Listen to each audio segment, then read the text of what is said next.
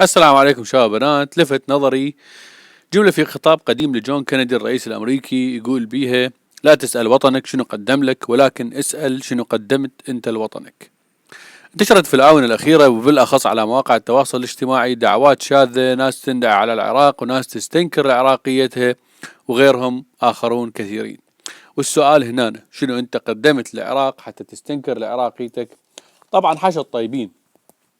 وفلنفترض انه هسه كل واحد بينا خصص يوم بالاسبوع تطوع بيه لاجل العراق، بين تنظيف الشوارع وبين تعمير المدارس وصبغها وبين حملات التوعية، وكل واحد من موقعه. حتى الشباب المغتربين بالخارج بإمكانكم تسوون فيديوهات توعية وتنشروها بالصفحات العراقية، تدخلون أفكار جديدة على المجتمع العراقي. شنو اللي يمنعكم؟ حتى لو كان العراق بحكومة فاسدة وشعب يحمل العديد من العادات السيئة، ولكن ماكو مشكلة من المحاولة مرة ومرتين وعشرة لحد ما ينصلح حال البلد ويظهر الوجه الجيد للعراق من جديد. تحياتي لكم، تحياتي للطيبين.